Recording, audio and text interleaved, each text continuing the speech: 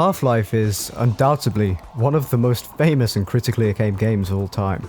A staple of gaming as a whole and a shining example of how to do FPS right. But why? Well, the answer is actually right in front of you, perhaps daily, and you might not even know it. There are so many things you see and expect in games nowadays that come from Half-Life. Now, I'm not going to kiss too much ass, there's a lot of bad things to say about every game, but this video isn't about that. This series will be about how Half-Life redefined the FPS genre, so sit back, relax, and enjoy a nice microwave casserole. First of all, Half-Life is more than just an arena shooter, and it did this well. It's a world in which you have a purpose, but not a strict guide. Half-Life's world is various, both awesome and beautifully horrifying, both intriguing and repulsive. It seems familiar, but you still watch your every step, because Half-Life is full of surprises, yet it's all somehow believable on some level.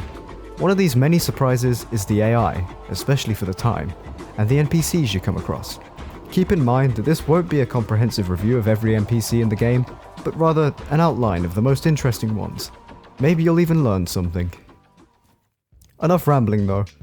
You want some examples, don't you? Well, they're waiting for you, Gordon.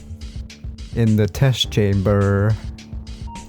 Well, for a start, we have characters that look, sound, and act pretty damn human compared to those of the games around the time of Half-Life's release.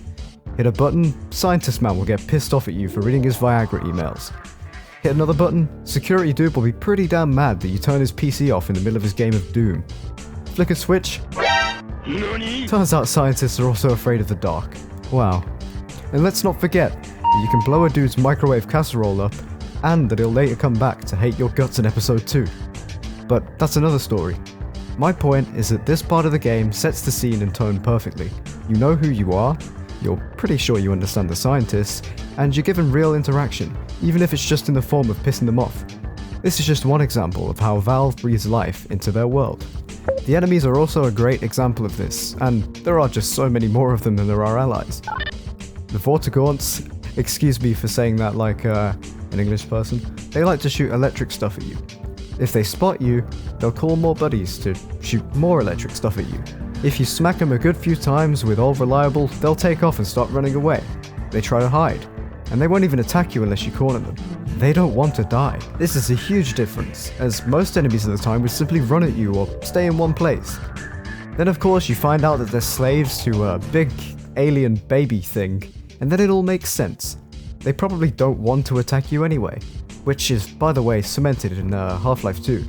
But see, that's so realistic, it makes killing them out of anything other than self-defense pretty morally grey.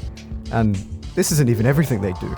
This one enemy tells and shows us so much about the game, and we don't even realise it. This kind of behaviour is seen later to a lesser extent in Halo. Good old grunts flailing their arms about like clowns on the battlefield. They run for their lives, and I suppose you could say this is a sign of influence. But then again, newer games do call for more advanced AI anyway. Oh, and by the way, you know the cockroaches, the little Doritos with legs? Well, they also have their own AI. And even I didn't know that until like last year.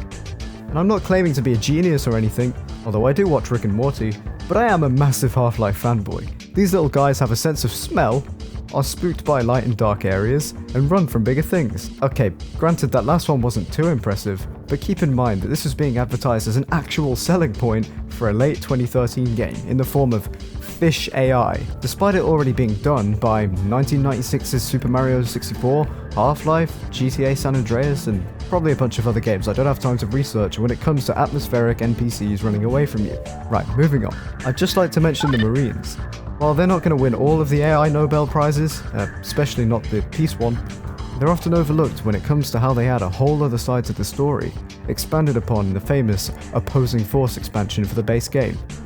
Without going into the details of that game right now, I can say I fully agree with Racevic, I hope I said that right, when he says they control the movement and flow of almost every combat sequence they appear in. They rush, take cover, and flank, using their speed and numbers to dictate how the free man decides to dispatch them. They also throw grenades at you, which happens a bit too often, but hey, we're not here to criticize today. Keep in mind that they manage all this while tweeting mean things at you in piss-poor English. Character and game design, I like it. Okay, well, that last part isn't exactly AI. It counts. The Vorts, Bull Squids, and Hound Eyes also do this, the latter of which I'd like to talk about now. Hound eyes are like little alien doggos, except instead of playing fetch, they like to blow your head up with supersonic waves, a bit like XXX Tentacion. A little worse than barking at the wall and keeping you up all night when you have a test tomorrow. But anyway, these guys, actually like dogs, have pretty good pack-based AI. I mean, the dogs are real, so I guess it's not AI, but Hound eyes like to take a nap, and they like to do some nap and guard shift thing, but when one space doggo sleeps, the other space doggo keeps watch with those big old eye things. And while they're in a group, the unofficial pack leader keeps watch. If the leader spots anything amiss, the whole pack wakes up and engages. And that's pretty awesome. Kinda reminds me of how hostile I am when my brother wakes me up. Hell, depending on the amount of noise you make nearby, Hound eyes can either get up like it's another college day, or jump up like the pizza delivery dude just rang the doorbell. These are all the examples I wanted to talk about today, but I could probably, possibly, maybe review the game in full in the future. I just thought all of these things were super cool when it comes to building a world. Rather than improved graphics, better fighting mechanics or so on. You probably didn't notice these things, and I'm sorry if I'm patronizing you if you did, but I certainly didn't, and that's the beauty of it.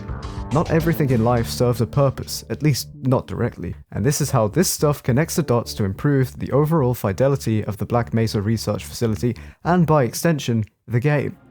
So that's all from me. If you enjoyed this video and like to see more of this kind of thing, let me know in the comments and maybe leave a nice like. Subscribe for more of this kind of thing weekly, along with streams and other dumb stuff. And finally, I'd like to thank Marshall Mathers, Racist Vicar, and the Half-Life Reddit and Discord community for making my research progress and process that much easier. You guys are the best, so thanks for watching guys. I'll see you on the train to City 17. Did I really just say that?